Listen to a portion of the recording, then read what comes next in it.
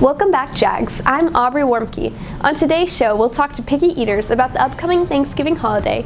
We spoke with teachers about conflicts in the Middle East, and we'll visit some of the restaurants most popular on campus. This is JAG TV.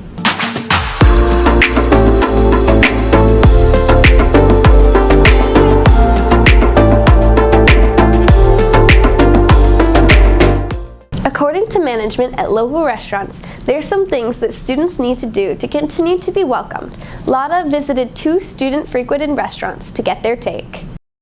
Any student who tried to go to Dunkin' Donuts last year after school would have found the doors at the TPC locations locked. Management reported that student behavior led to the after-school shutdown. For like an hour. That's like maybe the longest because they're just usually waiting on their parents to pick them up or, get transported like out of here. They usually just use it to hang out until they can get home basically. According to management, this year the location has been able to remain open after school for students. This year is completely different. Like everyone just respects the store, they hang out, and that's why we reopened it because, as long as you respect the store, then we don't have a problem. Dunkin' is happy to welcome students as long as they clean up after themselves and respect each other. And you guys can keep coming as long as you clean up after yourself and respect all the workers here, then we have no problem. And of course, on the weekends after the football game, students crowd the Whataburger on Evans Road. Robert Haggard is manager of the location and knows the challenges that comes with hosting students each weekend. We first start off by making sure that we know when the football games are. So we reach out to the school and we reach out to the coaches and we get the school game nights so that we can prepare by staffing and by preparation of product. The vast majority of the crowd comes in after the game, so usually it's around 11:30, and it wraps up around 1 to 2 o'clock. And while the restaurant welcomes students, being host to the group hasn't always come easy. So this year of 2023, I've only encountered 2 incidents that took place. Those incidents were dealt with quickly. Professional. Whataburger enjoys being part of this high school tradition, but wants to encourage students to do their part to keep the location an inviting place for all customers. Also know that we do have family members here that take pride in making sure that we have a great, clean, inviting establishment, and just that you maintain your composure and clean up after yourself. From Whataburger, this is Laura Andrade for JAG TV.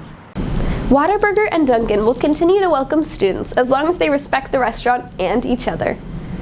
You may have seen images out of Gaza from the recent conflict between Hamas and Israel.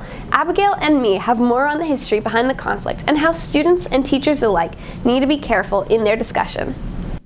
Israel declared war on Hamas on October 7th, retaliating against violent actions committed by the Sunni Islamic political and military organization. Hamas wants control over Gaza and the West Bank, but conflict over this land is not new. So in some ways, the conflict is very complicated and very multifaceted and has a lot of causes, but in some ways it's actually pretty simple. It's a dispute about land and territorial sovereignty over land that 2 groups of people feel a very profound and deep connection to. And while this conflict in the Middle East is dominating current events, teachers have to be careful when they discuss such things in class. So whenever there is discussion about current events or what's happening in the world or politics or anything, as a district, teachers, we have guidelines. We don't bring our own opinions into it. While students should be able to share their opinions freely in an academic setting, they should do so with caution. This is even more true in online forums where simple arguments can bring about real-world consequences. I don't want to say this is a reliable source, but just TikTok, everyone's just been talking about it. And you get both sides, in my opinion, but you can't really trust TikTok because of everything that's going on. One of my friends, she was a foreign exchange student here last year, and she posts a lot of stories about Israel and Gaza and how different perspectives, like how Israel's treating it and how Gazans are being affected by it. So that's how I've mostly learned about it. In October, students at Harvard University found themselves dealing with consequences after signing an anti-Israel statement that was published on social media. Students faced rebuke and condemnation from university officials after the statement became public. And so I think that young people who are wanting to have their voice heard, they need to be a lot more careful nowadays. Not saying don't do it. I think it's wonderful that young people are engaged in these issues. You got to be mindful of how you express yourself in a public forum. For JAG TV, this is Abigail Heading. Students caught with a vaping device on campus continue to face harsher penalties, while the campus deals with another kind of impact. Lily and Danny talked to administration to learn more. It's been over 2 months since Texas law went into effect that required all students caught with a vape device be placed in alternative. And according to campus admin, this new law hasn't really made much of a difference in the amount of cases. However, actions of some students are impacting the whole campus. Admin did report that there have been instances of vape devices being disposed of improperly, leading to locked restrooms on campus. Just a reminder, students, let's help take care of the thousands of students doing right. And that is, it is not okay to have these in our bathrooms. It's not okay to have these electronic devices on campus.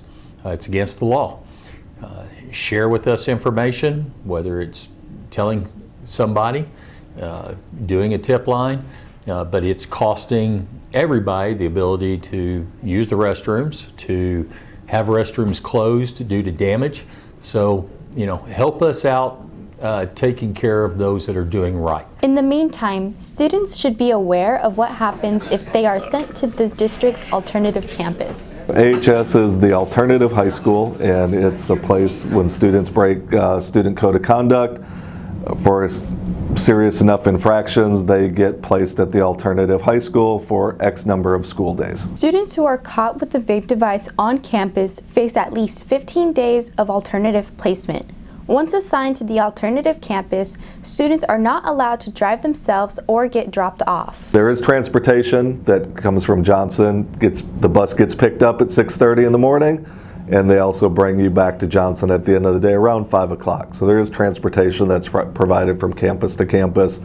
I think they have a max capacity of about 150 students for the entire school district. For JAG TV, this is Danny Butler. Remember, current state law requires anyone caught with a vape device, regardless of contents, must be placed in an alternative high school setting. From holidays and donation drives to semester exams, there's a lot that's been happening on campus. Here's what you might have missed. First up, don't forget that next week there is no school because of the Thanksgiving holiday. A few groups on campus have started donation drives, including Mu Alpha Theta, the Math Honor Society. They are collecting school supplies for Walsham Elementary School until December 15th. All donations can be brought to Mrs. Merriweather in room A212. The window for fall semester exam exemptions will open on December 5th at 7 a.m. Once the window opens in Skyward, you can exempt up to 3 courses depending on your attendance and grades. And keep in mind that for the fall semester, you cannot exempt any AP courses. Speaking of semester exams, the fall semester exam schedule has been released and can be found in the weekly JAG News on the Johnson website. For JAG TV, this is Rebecca Sabin. The fall semester exams will be taking place during the last week before winter break. We all know that one person at the table who just refused to eat anything. And now that it's almost Thanksgiving, picky eaters are going to find it hard to enjoy this food-centered holiday. Madison and Elijah have the story. Thanksgiving table will be filled with traditional dishes like cranberry sauce, sweet potatoes, and of course, turkey and dressing. But for some students, this really won't matter. All things are cooked. If it doesn't look right, I'm not gonna touch it. I'm awful. Like, I remember I went to a restaurant and I was like, you know what? I don't like anything. The pasta looks weird. I'll just get the chicken tenders. As a 15-year-old, 16, you know. I don't eat cranberry sauce or corn, so I don't eat those things. I don't like it. I don't eat specific kinds of meat, like seafood. Meet the picky eater, and whether it's a holiday or just any day, picky eaters have their reasons for being just that, picky. Food aversions. So I turn it into a game of what I like and what I don't like, and I have fun just having people like get shocked at what I don't like. Don't eat mac and cheese. I don't eat, what else I don't eat? Pasta. Pasta is nasty. Spaghetti? No, I don't like meatballs. Like turkey and bread and corn, and that's it. According to nutrition teacher Valerie Deep, being a picky reader isn't all that rare, even for high schoolers. I would say of a class of 25, probably at least maybe 7 of them are probably picky eaters. But if you have a lot of teenage boys, not as much. In her class, Deep works to get all students comfortable with at least trying different kinds of food. So in order to, as part of the lab, they have to try part of the food that we cook, and so in order to do that, they have to at least have 1 bite of the food that we make. So I call it a polite bite, meaning that they have to at least try some part of the meal that we've prepared, and if they don't like it, that's fine. But I do tell them that if they already have decided they don't like it, then their brains already set themselves up for not liking it. So to try to be open-minded to it, give it a go, and if they like it, great, they can get more, and if not, they at least tried it. But for every picky eater, there's at least someone who got the memo early that Thanksgiving food is the best. Turkey, stuffing, ham, potatoes, green bean. If I'm a picky eater, green bean casserole, pumpkin pie. She's eating everything else. Bobby, you have to pretend that you're... For JAG TV, this is Madison Sparks. And don't forget, try to have a polite bite this Thanksgiving. With a postseason update and National Signing Day recognition, here's Jordan with JAG Sports. What's up, Jags? This week we recap the end of the 2023 regular season against Madison and round 1 of the Texas high school football playoffs where the Jags took on New Braunfels. We preview the girls and boys basketball teams as their seasons tip off, and we recognize some signees who intend to play at the next level. This is JAG Sports.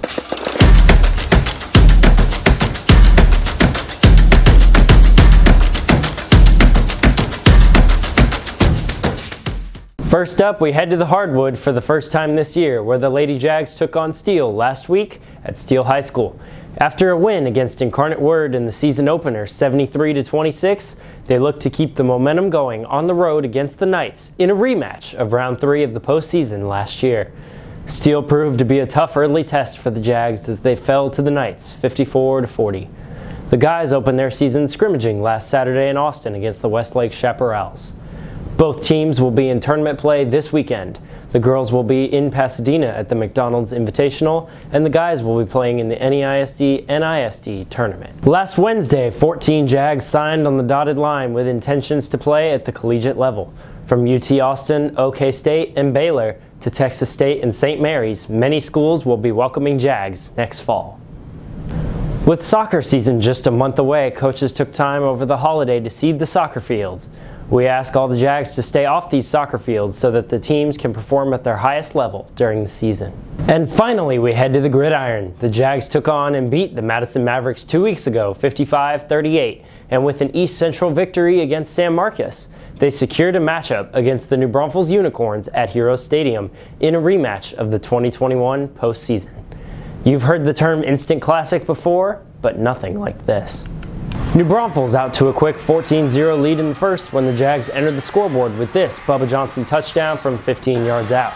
Jags and Unicorns trade defensive stops until Bubba again, this time from 33 yards out, finds the end zone, and we are tied. Less than a minute later, Unicorns answer with this huge touchdown pass from Leighton Adams to Lance Beagley, and the Unicorns lead 21-14. The halftime score was 21-17 Unicorns. Now to the second half, Jags down 4, but Ty Hawkins runs this one in himself, and after a missed PAT, the Jags lead 23-21. Unicorns up 1 in the third until Leighton Adams finds Lance Beagley again and extends their lead 31-23. 4 minutes left in the fourth, crunch time for the Jags. Ty Hawkins runs in his second touchdown of the day, and the Jags need a 2-point conversion to tie. New Braunfels denies the 2-point conversion and preserves the lead 31-29. Under a minute left, Jags have the ball with a chance to steal one. Ball on the 45, 20 seconds left. Hawkins heaves one downfield, and it is caught! Bubba Johnson, touchdown! The Jags win a thriller against New Braunfels 36-31 and get their first postseason victory since 2020. And now they've earned their spot in a battle with the Lake Travis Cavaliers at 7 tomorrow night at Bobcat Stadium on the Texas State University campus. That's all for this week, Jags. See you next time with more JAG action.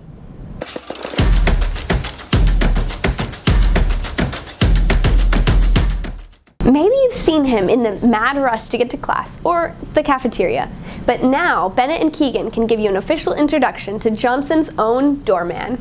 It's time for 5th period lunch, and while everyone else is plotting away to be the first in the hot lunch line, there's one student who's helping them in his own way.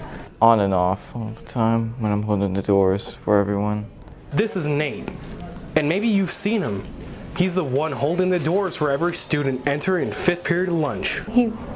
Every time I go out to the courtyard, he's holding the doors and everyone's saying hi to him and stuff like that. So I don't know him personally, but I see him all the time. I see him every day when I'm walking to class after 4th period. Despite it being the seemingly simple act, it is very beneficial and many are thankful. It's really sweet of him to like sit there like when he could be going to class and he just sits there and he holds the door for everyone. So I think that's really sweet of him. I always say like thank you and stuff, like because like I'm really appreciative of him, but I'm like, oh yeah, look, that's Nate. There you go. Yeah, it's really sweet, honestly. But for Nate, it's really simple. Because I'm kind to hold the doors for everyone. You can find Nate at the end of 4th and 7th period at the courtyard doors. For JAG TV, this is Keegan Mitchell reporting. For more updates before our next show, be sure to follow us on Instagram at JAG Student Media or on our YouTube at JAG TV. That's all for today, JAGs. From Studio A128, see you next time.